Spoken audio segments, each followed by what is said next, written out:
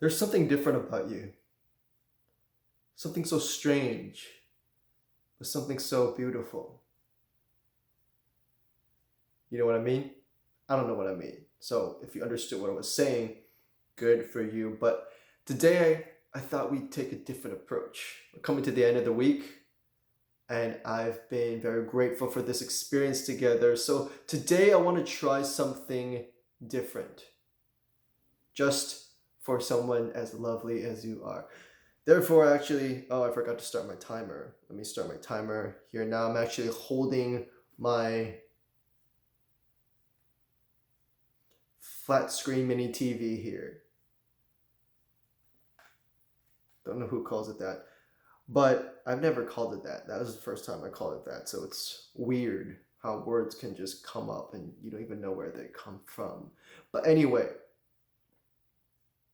I want to take a little bit more of a chill approach and just come to you with the information that I want to share with you today. Not that I wasn't trying, I'm still trying to learn to be, what am I saying? I'm still learning to relax myself when I'm communicating with you, when I'm communicating with anyone, and just be very real in my communication and not try to do anything fancy. That is why today I want to have my notes here because, listen, the the goal down the road is that I can communicate in such a way and have my points down without needing to refer to my notes and just have it all in my head while sharing it with you in a genuine manner that connects with you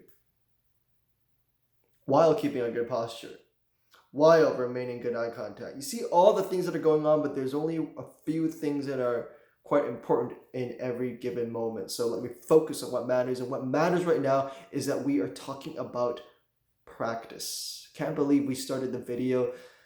It's been 2 minutes and I just dropped the word for the subject we want to talk about today. I should probably do a better job of introducing the topic in the beginning of the video, note to self. But now that you're here, I want to let you know that this is so important that I kind of changed it up because if you are that rare person watching this video, I want you to actually get something away from this, and that is why I want to share this with you with what I wrote down. Now, why do you want to practice? Isn't that such an obvious question? Well, if you don't practice, you don't really know. You may think you know, but you don't really know until you really do it. So sometimes when you're studying a subject, when you're learning something, if you're having one of those deep contemplative thought sessions, you may understand something and you may have a breakthrough moment, and those are great. But guess what, my friend? Those moments alone aren't enough to give you that,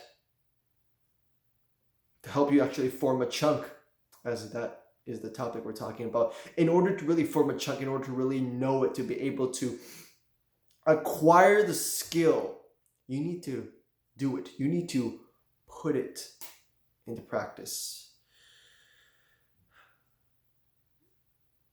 And I'll add this as well. When you practice over time, more and more, in various contexts, not only will you know how to do it, because what we're saying here is that you may know in your head, but you need to do it to really know how you do it. And sometimes when you really know how to do it, or in knowing how to do it, that's when you really know. Look at my expressions. It sounds like I don't know what I'm talking about. What I'm saying is that you need to do it and put it into practice in order to really know. Because just having a breakthrough moment in your intellectual understanding is not enough. That could be the first step. That's great. But then go test it. Go do it. And that's the part that a lot of us, we don't want to do it because we feel like we already know it. And that's why I said you need to minimize that gap between what you know in your head and what you're able to do in your hands, because the greater that gap grows, the more problems it creates, including this illusion of competence, thinking that you know when you really don't know. What I'm saying is that when you do it enough times in various contexts, not only will you know how, but you also know when. In other words, you will know when the appropriate time is to apply this skill set or this knowledge.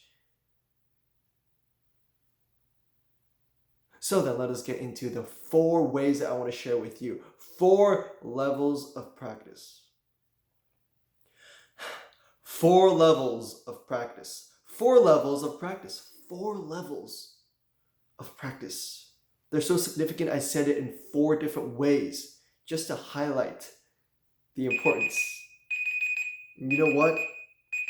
I'm sorry. We're going to have to forget about the timer today because we need to talk about the 4 ways. And of course, in the future, I should learn if I want to make a 5-minute video, even though it's 6 minutes now, how can I be more concise and precise? Though some people may enjoy this style, I certainly do. Just having a conversation where I never get to my point. But now we will get to that point, and I will keep working to condense my messages and to be more concise, because I know for a lot of us, notice I didn't say you, because I don't want to sound all judgmental, because I have the same problem. Our attention span is quite small. Admit it. That's the first step to recovery. Recovery from all the dopamine stimulating things around us in our society and our environments. We need some recovery. Take a dopamine break once in a while. Fast from all that stimulus. Please, and how off topic are we right now? This kind of rant can be good, but it could also be not good if I'm really trying to focus and get down to the point of practicing, because now I'm more so doing what's comfortable to me and just having a fun time with you while making something that sounds like it makes sense, but I'm trying to learn to present something and to deliver value in a concise manner, as I've been talking about. So let us get right into this, okay? Great. Here are the 4 levels of practicing. Level 1, active recall. And you can do that by self-explanation. In a way, active recall isn't necessarily self-explanation, but by active recall, as you remember, I hope. If not, let's active recall together right now and talk about what active recall is. Because active recall is where you engage your mind to retrieve information that you have previously stored in your memory. In other words, you read something, you learn something, you do it one time, great. Great! Like the Frosted Flake cereal, which is very, honestly, not very healthy. Lots of sugar. Don't do it, please.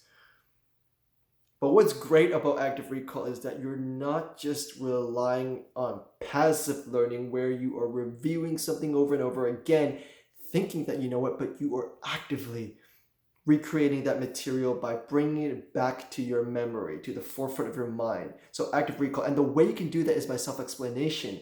So do that by do that by writing it down, typing it out, or saying it out loud, kind of like what I'm doing right now. Though I have my notes, I'm actively recalling what active recall is. And the more precise you do this, in more details, the better. Literally watched that from a YouTube video, or copied that from a YouTube video I watched yesterday, which brings up a good point. Why watch this video instead of those videos? I don't know. There's a connection here. Don't you feel it? There's something special about our communication here, about you and me on this journey together of learning. So, step 1, active recall, self-explanation. The more detailed, the better. Step numéro 2.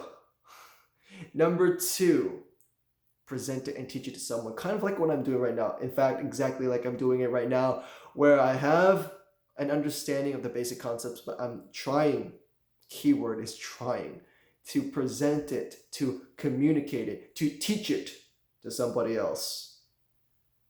And when you do that, you want to use simple terms. That's why, if you look back at the last few videos, I was having some trouble explaining the science stuff about how neurons, neural pathways, and chunks are formed. Well, I think that is me exposing myself and my lack of understanding, or the shortage of my understanding behind the neurons and how they're fired together to form chunks. And as these chunks are formed, these group of neurons, which are nerve cells, get connected more and more. Therefore, next time when you execute that thought or execute that action, it becomes easier because that group of neurons are commonly fired together.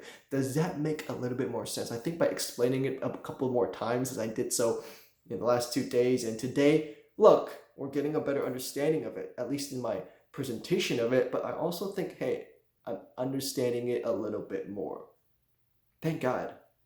All right, so one of the ways that your audience, especially if it's live, if it's an interaction, then one of the ways you can do it with the person to whom you are presenting is asking them to keep asking you why. Or if you don't have a live audience, just imagine why they would. Imagine them asking you why to everything you say. So now I would say, oh, why? Because by asking why, you can't rely on terminology or jargon. You need to explain it in simple terms that a 3-year-old would understand. Of course, someone as smart as you are, you're not a 3-year-old. You're a smart person, aren't you? Keep that to yourself. All right, so the third thing you want to do is interleaving. And what we mean by interleaving is, one of the practical ways you can do it is by conversing with other people, or by doing exercise problem sets. Let's say you're learning math, or you're learning a subject, whatever it may be. You do exercise problem sets, or you do a training session that involve multiple areas of learning. What do I mean by that? When you first start off learning how to take your jump shot, you focus on just that jump shot. But then as you practice more, as you progress, you do want to reach the point where you're playing a full 5-on-5 game in real game speed, and you're using multiple skills. It's not just a singular dribbling skill, just dribbling drill. It's not just a singular shooting drill. You're incorporating various elements of your training into that one session. And by doing that, you are forcing yourself, or giving yourself the opportunity to try different things and utilize different things and make them see how they all connect to the bigger picture. And lastly, you want to have deliberate practice. What is deliberate practice? Deliberate practice is basically applying steps 1 and 2, which are, just put that down. What are steps 1 and 2? Active recall and, I forget. And now we are at 13 minutes. This really needs to, I need to do a better job with this, but I'm thankful for this. Anyway, active recall. And what was the second thing? Somebody remind me. What was that second thing? What was that second thing? I'm not going to look. I'm just going to stare at you until you tell me. It's not like I'm really forgetting. I'm just trying to test you. What is that second thing? You want to active recall, whether you self-explain it to yourself. So first you explain it to yourself, and then the next step is you explain it to other people, aka teach it to someone, aka present it, aka what somebody called the Feynman technique. See, that's jargon, that's technical. That's where you should ask me why. Why are you using such hard terms for us to memorize? Just understand the concept and please apply it, because what did we say in the beginning? Understanding intellectually is not enough. You need to apply it, practice it, do it. And when you apply these 4 methods, by the way, don't know if I got way too far, but the 4th method of deliberate practice is where you use steps 1 and 2 to your weaknesses. So knowing your weaknesses Focus deliberately, thus deliberate practice, on those weaknesses by applying steps 1 and 2. And I think you will have an amazing journey in your learning. Hopefully it's something good, because notice all we've talked about in these videos so far is how to learn more effectively, but we never really talked about what to learn and why you learn what you learn and how you use what you learn. Maybe we can talk about that in the future. Or not. I don't know. Sounding very complicated. It's really not. We're here in the life skills, life essentials.